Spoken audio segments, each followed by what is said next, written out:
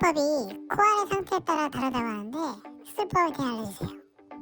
안녕하세요. 온맨파머 성형외과 황교석입니다. 오늘은 휜 코에 대해서 말씀드려 볼게요. 자, 코가 휘었다. 코는요, 세 부분으로 나눠져요. 우선은 맨 윗부분이 코뼈가 있어요.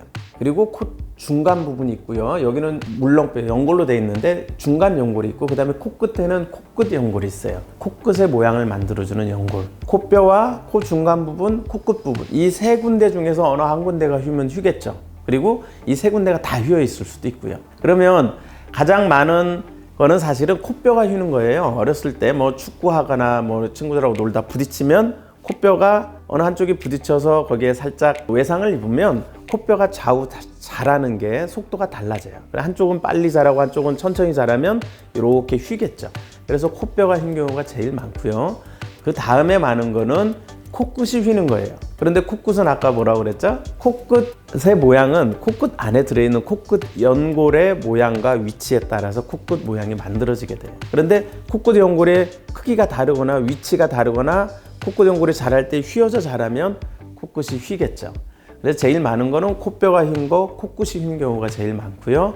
그 다음에는 이제 코 중간 부분. 그리고 코 중간 부분은 또 뭐가 있냐면 코 안에 이렇게 손을 넣어보면 코 안에 딱딱한 판이 만들어져요. 만져져요. 그게 비중격이라는 거예요. 이 비중격과 코 중간 부분이 휘어도 코가 휘어 보입니다. 이 세 가지 원인이 있고요. 그래서 가장 많은 코뼈가 휜 거는 말씀드렸는데 코뼈가 좌우가 이렇게 대칭이 다를 수 있죠. 이쪽은 들어가 있고 이쪽은 나와 있으면 코가 이렇게 휘어 보이겠죠.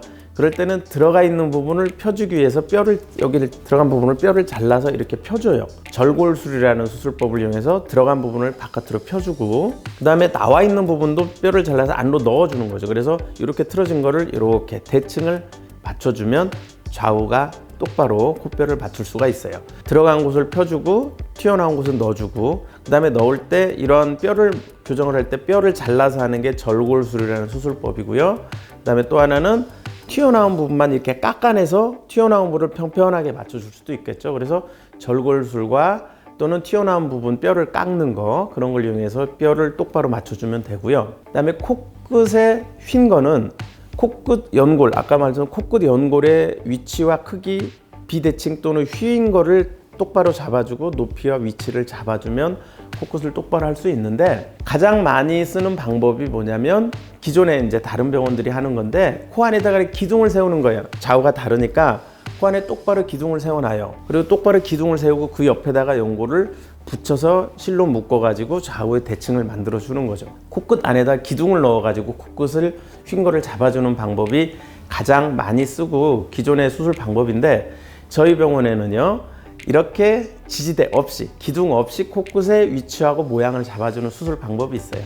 그게 다이아몬드 코끝 교정술이라고 해서, 코끝 아까 그랬잖아요. 코끝 연골이 휘거나 크기가 다르거나 비대칭이 있을 때 코끝이 휜다고 했으니까, 그러면 위치가 다른 거를 올려서 대칭을 맞춰주고 휜 거를 똑바로 잡아서 연골의 위치를 똑바로 교정을 해주면 휜 게 교정이 되겠죠. 그런데 이게 사실은 수술이 되게 어려워요.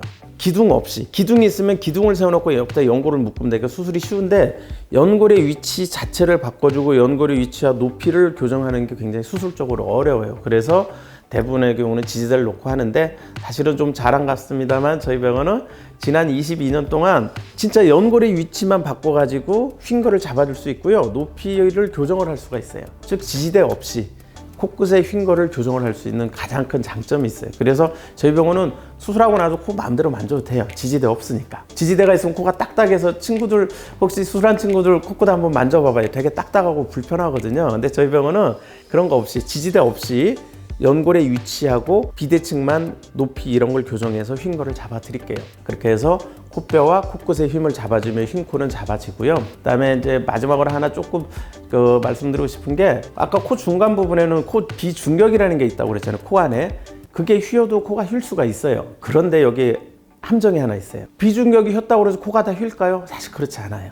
대부분의 75에서 80%, 3분의 2 이상의 사람들이 다 코 비중격이 휘어 있어요. 사실 저도 휘어 있어요. 저는 코 안에 만져보면 이쪽은 헝하고요, 이쪽은 이렇게 휘어 있어 비중격이 휘어 있거든요. 근데 제 코가 휘었나요? 아니었잖아요. 비중격은 어쩔 수 없이 좌우의 그 공기의 흐름을 조절하기 위해서 비중격이 약간씩 휘어져 있어요. 그래서 비중격이 휘었다고 해서 코가 휘냐? 그렇지 않다고요. 비중격을 무조건 비중격 만곡증이라고 해서 무조건 요즘 막 수술을 많이 하는데 그러지 마세요. 그것 때문에 오히려 코로 숨쉬기도 힘들어지고 문제점이 더 많이 생기는 환자들을 많이 봤어요. 그래서 결론은 비중격 만곡증은 무조건 수술하는 게 아니라 그거로 인해서 코가 휘어 있을 때 한해서 제한적으로 비중격 만곡증을 수술할 필요가 있다. 이거는 좀 제가 강조해서 말씀을 드리고 싶으니까 비중격 만곡증은 무조건 수술해야 되는 건 아니다. 이거는 꼭 기억해 주시면 좋겠습니다. 지금까지 휜코 교정에 대해서 말씀드렸습니다.